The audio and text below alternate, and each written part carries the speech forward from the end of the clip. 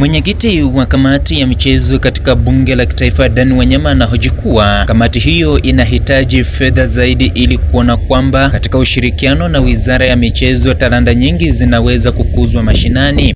Because of the issue of the supplementary budget 2022-2023, and top on our agenda was how do we tap talent, because the Kenya Kwanza plan is to increase and tap talent from mashinani.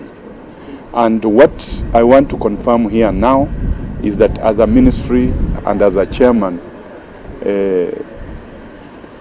of sports, we have plans, and we are liaising with the ministry that each constituency going forward should have a sports academy. Bunge wa Webuye Magharibi anasema kuwa wanataka kila eneo bunge nchini liwe na chuo cha michezo kama njia moja ya kulea talanta mashinani.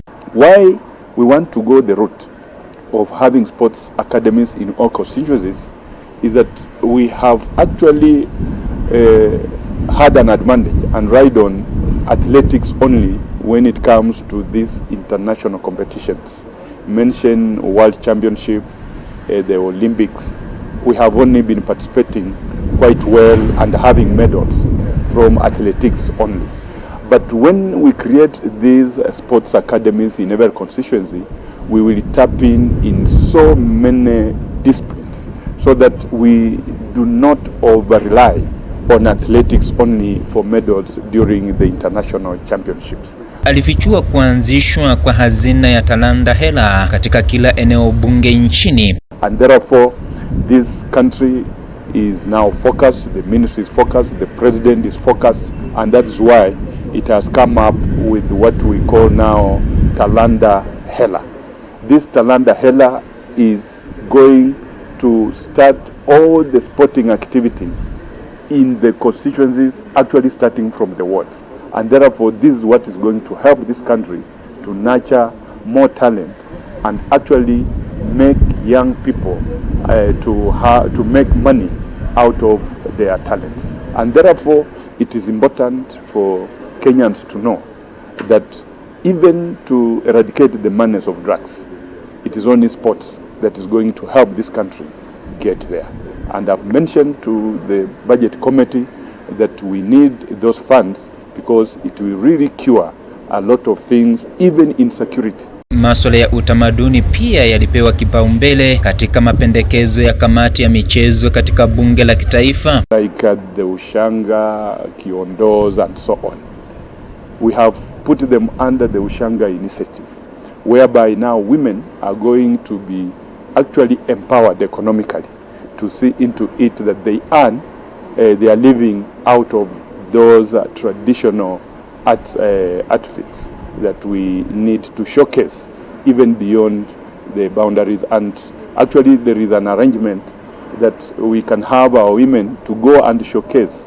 Miongoni mwa kamati zingine zilizowasilisha mapendekezo ya bajeti ya ziada ni pamoja na kamati ya masuala ya uchumi inayoongozwa na mbunge wa Molo Francis Kuria. There were several recommendations including what needs to be cut and what needs to be increased. Part of the increasement we are advocating for is increase in allocation for Commission on Revenue Allocation so that they're able to carry on their mandate on revenue sharing formula. We're talking about making sure that we have planning offices in all our counties across the country so that the planning functions of both the counties and national government can be aligned. So that this issue of where you find the national government has done a dam here and then the county government is doing another dam 50 meters from there, is a wastage of public resources. And the way to do that is to make sure that there is sufficient information available to both national and county government from as a smaller unit as a constituency level. We are also allocating more money to the Kenya Revenue Authority to make sure for resource mobilization.